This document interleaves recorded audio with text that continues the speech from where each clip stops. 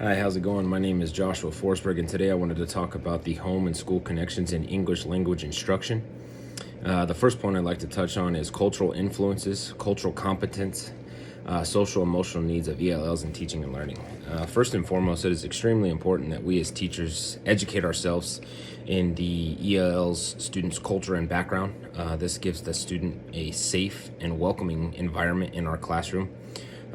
These students, they're going to feel overwhelmed, not only just being English language learners, but potentially they could be coming from a new country, and what a scary, overwhelming thing that could be, and what a difference it can make for the teacher to do our part to educate ourselves in their culture and background. This will again make the student feel comfortable and provide them the environment where they can learn, flourish, and grow. The second point I'd like to talk about is intentional strategies for family and community engagement that support and highlight the assets of home language, communication, family involvement, and culture to build family, community, and school partnerships. Home language connections are extremely important. It's very important for us as the teacher to stay connected with our students and their families, to provide them important information that is going on with their student, in building everlasting relationships with these families within the community, with the school, to provide the student the best possible education that ourselves as the educator can, as well as with the school, and partnered with the family. The sky's the limit for when those things come together for the students. Students can really thrive and grow in that type of environment.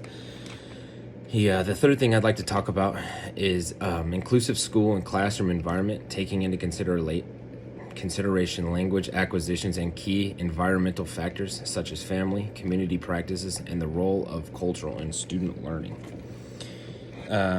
We need to show interest in our students first and foremost. They need to know that we care about them.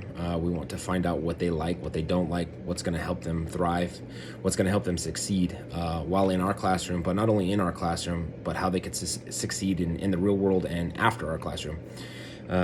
It's important that we give every student, ELL or not, an equal and fair opportunity to a successful education.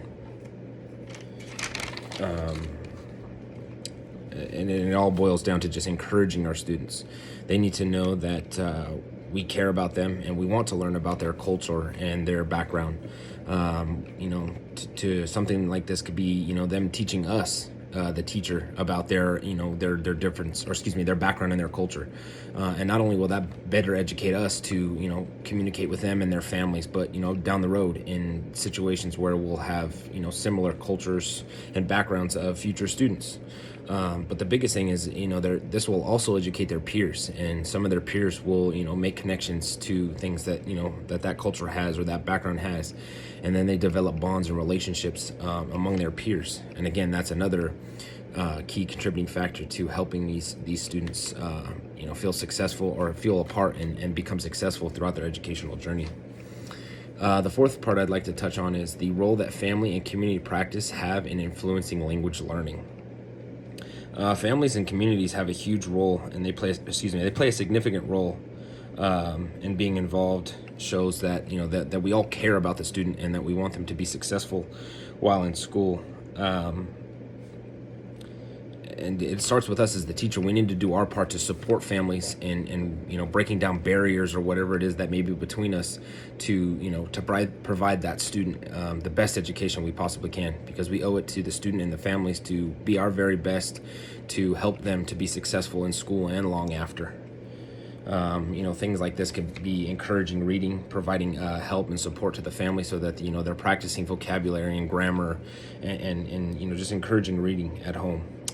Again, things like that are extremely important, and things that we need to do as teachers to help the EL community. Thank you for your time. I appreciate it.